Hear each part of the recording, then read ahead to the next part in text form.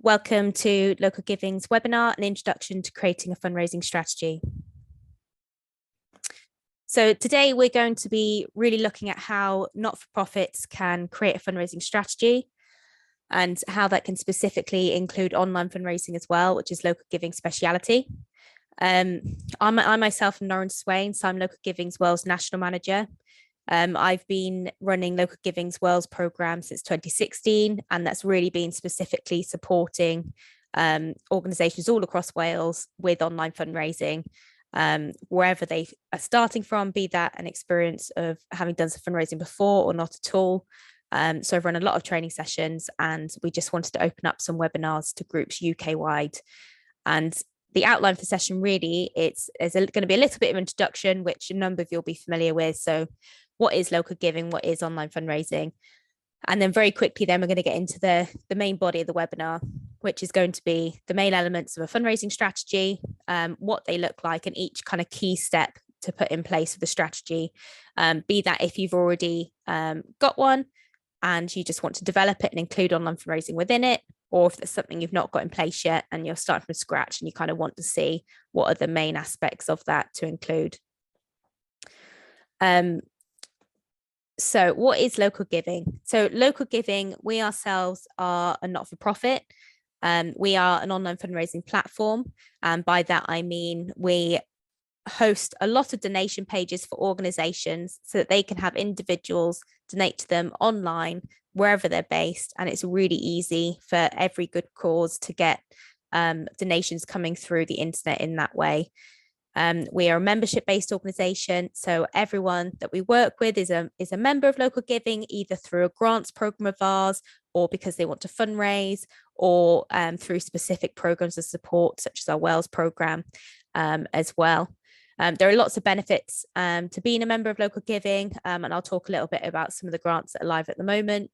But one of the main benefits is also that we're able to give gift aid to all of our members. That's obviously something that a lot of organisations, if they're not a registered charity, haven't had access to before. And so things like that, we're really keen to make sure that all causes can benefit from. When an organisation signs up to Local Giving, they then have access to an account where they can then manage all the different types of fundraising that they want to do. And our previous webinar really gave an introduction as to what that looked like and how best to go about it. You can also apply for any grants we have live here, and our Magic Little Grants is live at the moment. So please do apply for that if that's relevant to you. And there are a lot of different funding themes within that, including about 8 different themes that almost everyone's work will fall into. It's a £500 grant. It is for organisations with an income of under 250,000, and then we run other grant opportunities throughout the year, which aren't limited by income in any way. So watch this space for new grant opportunities opening quite soon. We also run a toolkit for organisations, which does include things like an online fundraising guidebook. And within that, there is a section on developing a strategy. So if that's something you'd like to look at further, if you prefer to work through a task like that, then that is there for you in the toolkit. And it's also available in Welsh as well for organisations who want some bilingual content. So what is online fundraising? So Local Giving specialises in online fundraising. It sits within lots of different types of fundraising, which, all of you will be very familiar with. In terms of breaking down different types of fundraising, they largely break down to trusts and foundations. So you as an organisation getting grant applications, corporate partnerships. So you as an organisation working with businesses, perhaps small local ones, perhaps larger ones, perhaps charity of the year relationships. And then individual giving then is the main area that online fundraising sits within. There's definitely a crossover in terms of grants and corporates, which we will look at as well later on.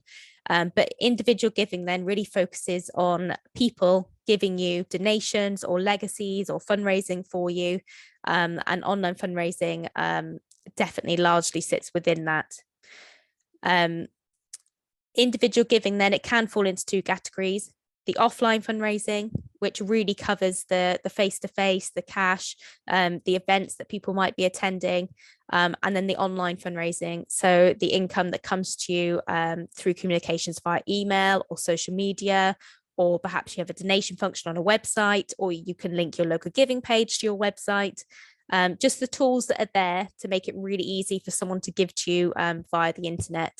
And that's the area that we're really looking at. And that's the area that we'll be making sure we include in your fundraising strategy, as well as all of these other fundraising elements that are naturally going to be in there as well. So online fundraising is really relevant to any organization. It is typically a donation that is double that of an offline donation. And that's because people, will usually round up to the nearest £5, £20, whatever it is when they're donating. And a quarter of all donations in the UK are given online now. And then just to very quickly visually show you what that all looks like, on local giving, if an organization creates a donation page, then this is what it'll be. It'll be in a place on the internet where donors can come and they can see about your work. You can give them donation examples. They can easily donate any amount they like, or they can sign up to a monthly direct debit. They can also do fundraiser pages for you, which we'll look at now. But essentially, that is the core and the backbone really of your online fundraising, is that you have the means for someone to support you and an online presence. Appeal pages then are something which a lot of organizations go on to look at. And the main difference with them is that they are a temporary page. They're an urgent ask for something that you need money for there and then. So a specific need, and you will choose a target that you want to raise, and everyone will be helping you towards that target. On other places, they might be called campaigns, they might be called crowdfunders. Local giving calls them appeal pages. They're all essentially the same thing, where you're asking for a lot of smaller donations from a large amount of people there. So you've got your ongoing donation page that people can support you with. You've got an appeal page where people can help you raise money for a specific thing you're really focusing on at that time. And then you've also got fundraiser pages. So anyone within your organization, anyone external to your organization can create a fundraiser page. They can take on a challenge, and they can raise a target of money that they want to, and give training updates and things like that. And so again, it makes it as easy as possible for other people to raise money on your behalf, to come through to you as well. So that in a nutshell is local giving and online fundraising. So if we look at now, what is a strategy? What does it look like? What are the different elements needed? And then we'll come back to that online fundraising, just to make sure that that's really included in any of your strategies as well. So the aims of a strategy, the real purpose of it, is to have a guide that your organization can use to get you to the point where you're financially sustainable, where you're really doing the work that you want to be doing, and really where you want to be and what the steps are to that. You can choose how long the strategy is to serve you for. It might be 2 years, 5 years, 10 years. But however long it is, you really start in the same place and do the same steps along the way. You really need to begin with being really familiar with your organization, and what's the context internally, what's the context externally. And a strategy always starts with research and looking at some data and having conversations then to really work out some realistic action plans, and some appropriate targets in terms of what you want to raise, or what you want to develop. And it will then set that out really neatly in terms of recommendations and actions and ways forward, that you can then follow as an organization, and you can measure what you're doing against as well.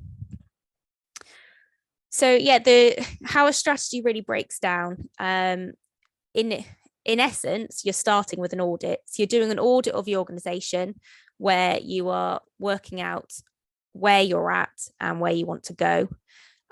You are then doing things like competitor analysis, which we'll look at. So you're really looking at what other organizations are doing that you could potentially replicate. You're looking at developing a case for support, and really being able to communicate what it is that your organization does and why donors should support you. And then you're looking at giving a set of recommendations to your own team, and then them inputting into that. So they're really the different phases of a strategy. And if you hear people talking about doing a fundraising audit, that really is pretty much half of the fundraising strategy. And each of those workings out and bits of research will very much be fully included in the strategy there as well.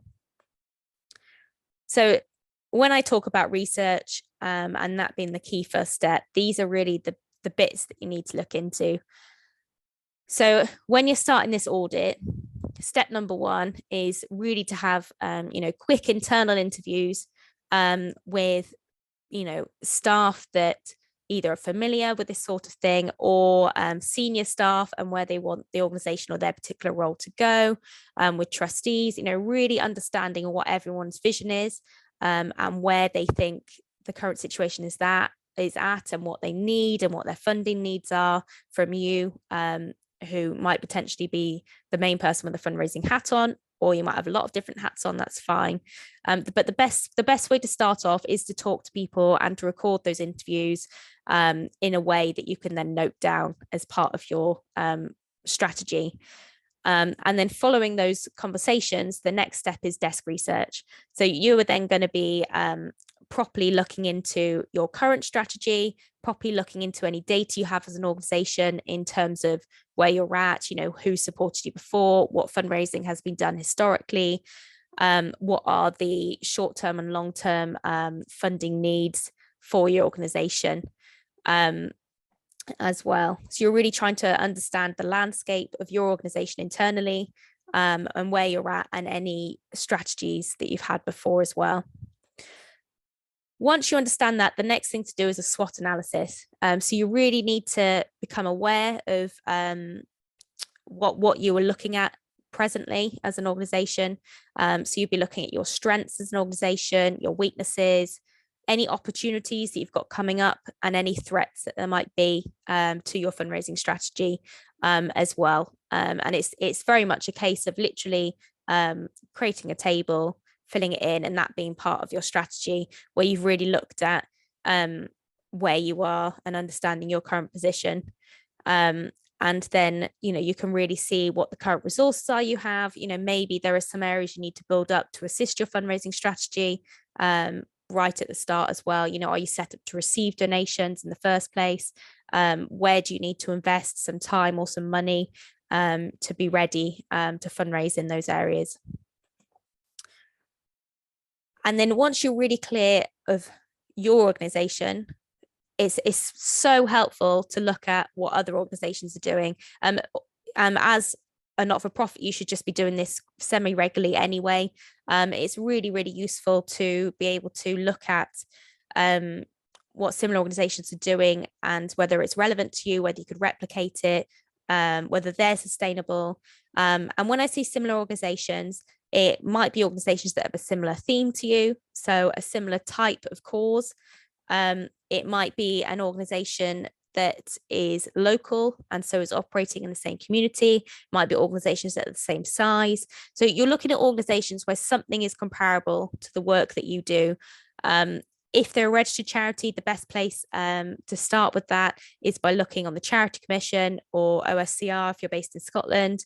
And that will really then help you to get up their annual accounts and just have a little read of them and see what it lists their income as being. Okay, they get that many donations. They've had a legacy this year. Actually, they've got some interesting corporate relationships there. I can see they've got a membership scheme. Okay, they've had grants from this trust and this trust and this foundation. Okay, well, we're quite similar to them. Maybe I could look at applying for them too. And so you're building up a picture where you're going to be listing in your strategy a few similar organizations, and then you're going to be detailing information then about their main bits of income and which bits you might like to replicate there as well. Because if they're successfully doing that in your area, or they're successfully achieving that as a similar type of organization, then there's no reason why you couldn't possibly follow what they're doing.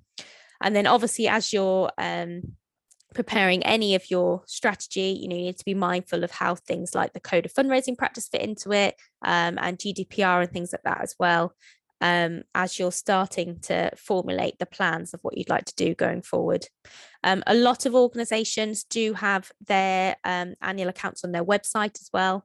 If they're a business, then and by that I mean a social enterprise or a CIC, a not-for-profit, then they may also be listed on Companies House. So there's different ways that you can see, and some organizations that have large websites, maybe they're large organizations, will also be thanking people that supported them on their website as well. So they might have company logos, they might thank certain trusts. And so you can start to build a picture that way as well if they don't have those accounts as a registered charity. So once you've had a good look at yourselves and you've had a good look at what competitors are doing, you really want to start to understand any external challenges. For example, in COVID, the external challenge would have been that everything has to be online. You're not going to be doing face-to-face things. Currently, challenges and opportunities might be going back to that SWOT analysis and delving a bit deeper. Potentially, you've got an opportunity, you've got an anniversary for your organization coming up that you could build around. You've got a couple of really strong projects that are coming up that be really relevant to trusts and foundations. And it's then really important just to understand, do you have the internal factors in place required to deliver a successful campaign? Do you at this point have a means to communicate with people? Do you have email addresses, or do you have a social media presence that's how you communicate with people that interact with the organization? And it's fine if at this point your only communication is with people who access your services, or volunteers. It's really working out, where are you at the moment? What do you potentially need to build alongside the fundraising itself? What are the skills that you have internally? Do you have someone that leads on online fundraising in your organization? Is it something you've never done before? Does anyone need to access training? Does anyone have skills that they could contribute? And within that, you really, it's not just staff, it's also volunteers and what skills they have. It's trustees, it's the committee, what relationships do they have? Oh, actually, are they really good at copywriting? Are they really good at building relationships? Do they have a job on their day-to-day that links to a particular business? Whatever it is, marketing skills, all these things that can feed in. And obviously capacity as well. So it's not just skills, it's who has capacity to help me with this strategy, and what time can I assume that the organization has got to give to putting this strategy in place as well. And what's the cost of it? If we're running a fundraising campaign, what are the costs that are involved, if any, or of events, or actually we need to invest in a new system or database? What is it, and how much is it going to cost you to do? And just internally, what's the context then for you moving forward? And then that brings us to the next step of your strategy, which is going to be a case for support. So you've spoken to people in your organization, you've done the desk research to see where you're at. You've worked out what's realistic in terms of capacity, what the projects are that are going on. And then this is the point then that you can start to think about a case for support. And really, that is essentially your sales pitch. So it might be that you have a case for support that's a page long, half a page long, that really talks about the kind of mutually agreed benefit of your organization. So what it is that you do, what is it that you're trying to achieve, how you're doing it, the evidence of the work that you're up to and the impact of that. And really then it's that sales pitch that anyone across the organization could use and should be familiar with for any conversation they're having, any communication they're doing, any application they're doing. It's really something that's agreed by everyone as the best way to describe your organization and sell your organization. And then once you've written your larger pitch, as it were, it's also worth having what you call an elevator pitch, so just a 2-3 lines that really explains what you're up to and why someone should support you. You know, that situation where you're literally just trapped in a lift with someone and you just have 30 seconds just to explain what you're doing. And everyone within your organization should be familiar with that and should be able to communicate that effectively in a dream scenario. But essentially, you want to compel people, you want to compel donors to support you, and you want to demonstrate your impact in the best ways possible. So that case for support really follows the audit and the research that you've done.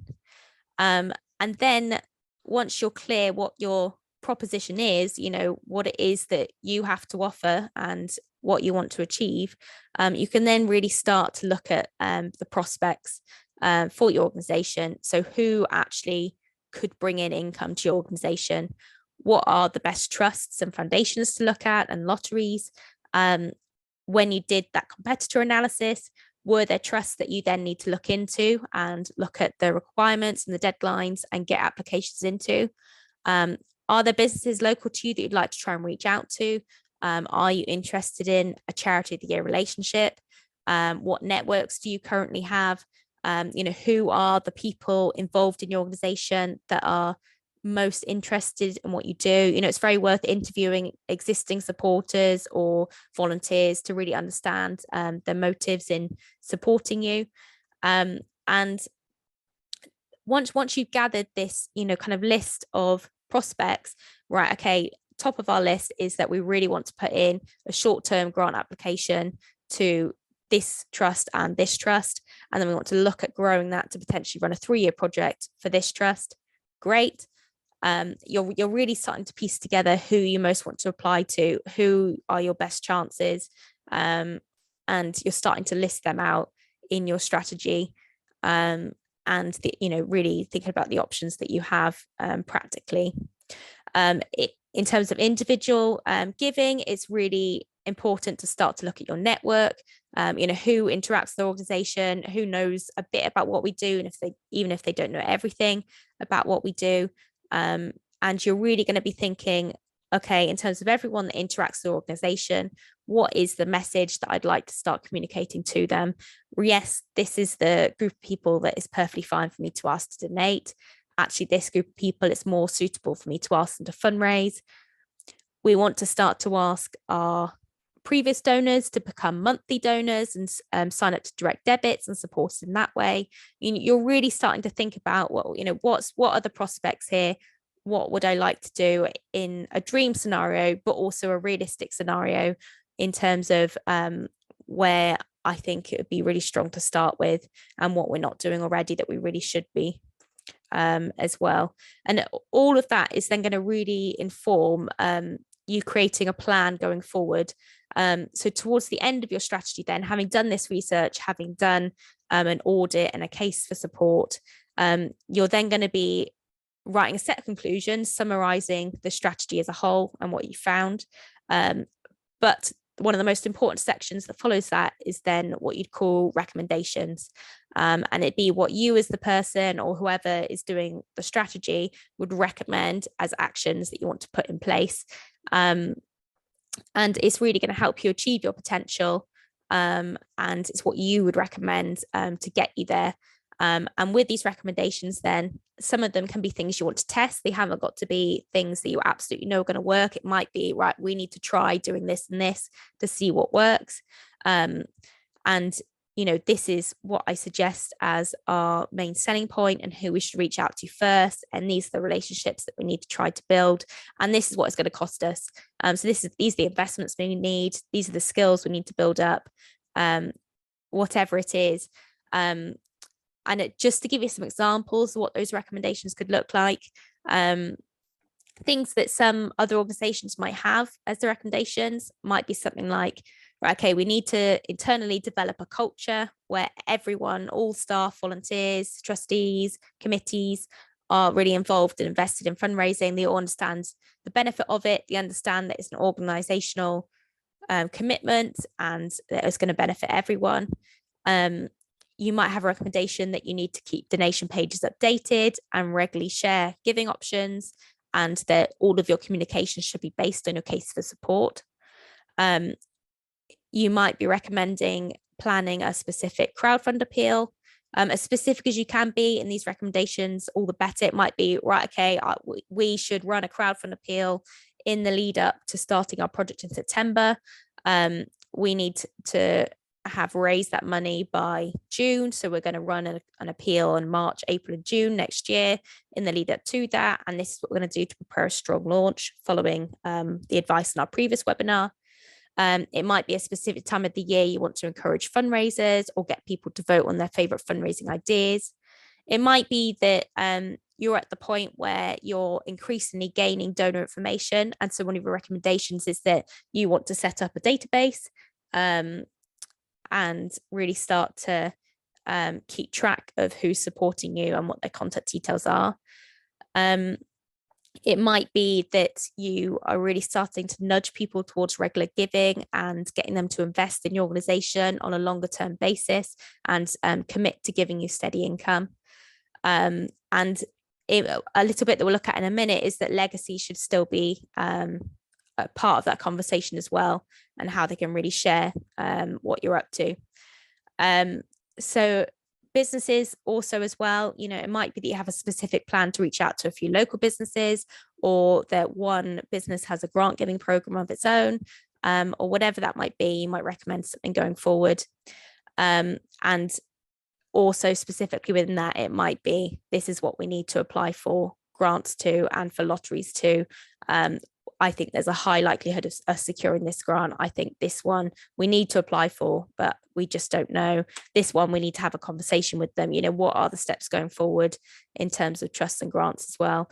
And then you need to include a table of additional investments needed. So what do you need to invest in terms of staff time or equipment or training or anything like that? And what are your income targets? So if your strategy is for the next 5 years, what is the fundraising income that you're hoping to raise? Definitely be realistic about that. Obviously, the first few months where you're putting things in place, there's not going to be much income coming in. There'll be certain times of the year, where if you successfully got the grant funding, that's when it would come in. Then what maybe in terms of your individual giving you're hoping to grow over the next 5 years. And so it's you predicting that, and you can again base that on the competitor analysis, base that on what other organizations seem to be achieving, and you can base it on your own experience of whether you've had people support you before and how much they tend to give as well. At the end of these slides, there is a link which I'll share with everyone as well, that really gives some real life examples of strategies. You can properly look at what real organizations have put in their recommendations, because they will be much more specific in a real strategy, and really be specific actions rather than just generally reach businesses or things like that as well. As soon as you've got those recommendations ready, as soon as you've got that list of, look, I've done this research, this is what I recommend, these are the opportunities coming up, this is what we need to do this year, next year, and work towards. You then really need the input of the rest of your team. Obviously, it's worth keeping certain people informed throughout the way, particularly whoever are the leaders of your organization. But this is then the point that everyone should be able to have some input in terms of what they think is realistic, or just so that they really understand where you're at and why you've reached these conclusions. And just to agree those action points then, and very much put them into a calendar of activities, or work out how often you're going to see how you're doing against the strategy, whether that's every 3 months or every month, and that you're setting targets that are mutually agreed then, and that you can track your progress against as well. So for example, at local giving, it's pretty much quarterly that we'll review our objectives as an organization and where we're at in terms of achievements and income and things like that as well. And it's the sort of thing that you can communicate with your supporters at an AGM as well, or do something like a webinar for them to learn about it. And you'll commit as well to your strategy being reviewed regularly, and be making a note of that at the end of your strategy as well, as to when you commit to next reviewing it. And typically that might be every 3 years, or whatever is the natural lifespan of that strategy there as well. So that's what a strategy should look like. That is what a strategy should include. And then obviously within that, online fundraising should be specifically present. So I'm keen to not double up on things that are covered in our online fundraising webinar, but just to talk a little bit in general and then about a couple of areas that haven't been covered so far, just so you can really understand how you can think about them as well. So obviously digital individual giving, that is online fundraising. It's really relevant to you, and it's really important to include in a strategy, no matter what organization you are.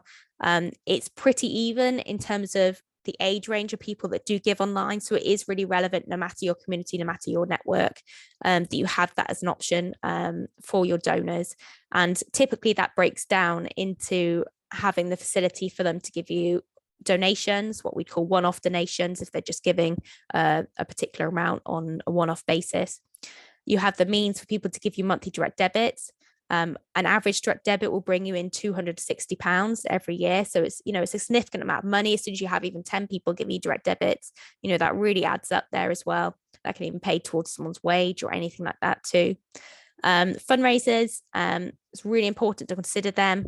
Every fundraiser will bring on average 16 people that donated to that fundraiser because it's their loved one doing it, even though they might not have donated directly to you as an organization, and they now know about your work as part of the process. And the average fundraiser raises over £500 as well. So it's really worth you making the most of that. And then crowdfund appeals as well, as we talked about, what times of the year do you want to raise what amount, and how can that fit in with your strategy? Are you building towards a larger crowdfund appeal at some point in a few years? Are you doing a smaller one every year? How does it work for you as an organization? And please do listen to our previous webinar, which I'll share with everyone as well, if you'd like to be really familiar with how to succeed at those different elements. In terms of crowdfunding appeals, obviously sometimes they are going to be reactive. There's going to be a particular crisis or opportunity that you're going to be responding to. But a lot of the time they're going to be proactive, and that's where it fits in with the strategy, because you're going to be able to plan about what your needs are and what the target's going to be, and work out who can help you and how and where, and really plan how you're going to have a strong launch and you're going to maintain momentum. And all of those things should definitely be involved in your fundraising strategy. And then one of the most important things to consider with any form of individual giving is that it's much easier and much more beneficial to you to retain current donors. So it's not just about constantly trying to get new donors, new fundraisers, but if you can hold on to those that have supported you before and really focus on nurturing them and guiding them along to the next step in their support for you, then that's a really worthwhile use of your time. It will cost you less, and there'll be people who really are invested in your organization going forward and are really loyal and know exactly what you're up to as well. So yeah, you really want to make sure that your donors are treated as long-term partners, in that sense that you thank them well, you keep them updated, and you're really clear about what their donations achieve for you.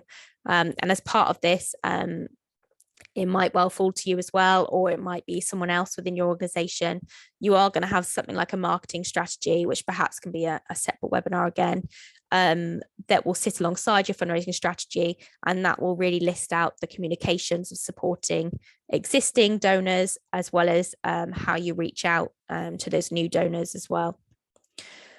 And I just wanted to say a little bit about a couple of elements that the other webinar didn't talk about too much. So legacy fundraising and corporate fundraising. So it is well worth you as a smaller organization still thinking about legacy fundraising too. It hasn't got to be, that you're asking someone to leave them your house or, give you money that their family would benefit from. It hasn't got to be that level at all. But it should be something that's in your thinking, particularly as you're starting to get those monthly direct debit donors. Because for example, one conversation that's easier to have is to say to someone, do you know that you giving us that monthly gift has really helped us to plan, year on year? We know we've got that income coming in, we can deliver our basic services, and it's really helped us, securely take steps forward.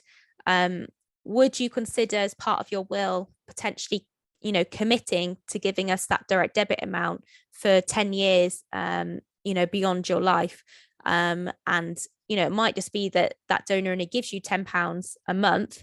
And so for a 10-year commitment, that's then committing to giving you a legacy gift of 1,200. So they're not committing too much to you. The family's not missing out very much, and all they're doing is continuing the giving that they were valuing and happy to do and could afford to do in life as well. And so something like that can start to be a legacy conversation, and you can really start to engage your direct debit donors in supporting you in the long term, in every way possible. And then you as an organization know how much you're building up in terms of that form of income. And if all of these donors are committed to realistically giving for at least the next 10 years, then you can really plan what that income can help you to achieve, and you can really communicate how much that would help. Practically, what you need to do, aside from communicating that with people as an option, is that what you typically do is you create a pledge form. There'll be standard templates of that online, but you'd have a pledge form that you would have a copy of, and a copy would also be part of their will, where they'd say, I've pledged to give the equivalent of my direct debit at the point of death for the next 10 years beyond my death. And so, okay, at the point of death, the person who's having the will can see that's £10. Great. So that's 1,200 that's being committed to out of their will. And little things like that will really piece together for your organization as well. So I just wanted to highlight that, so you can really think about legacies on that smaller level, and how they're really relevant to you as a small organization as well. And then just briefly, this is just a template example that I wanted to share of how you might ask a business to do fundraising for you, how you might see if they wanted to donate or do fundraisers, or get their staff involved, or even potentially see you as their charity of the year. So that's a template there that you're welcome to use when I share this recording as well. And hopefully then really build things like that as part of your strategy and as part of your regular income. So local giving is here obviously to be able to support you in that online fundraising element. It might well be that in terms of a strategy, part of your strategy is to sign up to an online fundraising platform, build in a donate button to a website, or regularly share on social media. It might be that part of your strategy is to specifically work with local giving across those few years. If that's not already something that you're doing, then that's the link there, join.localgiving.org, that you can use to sign up.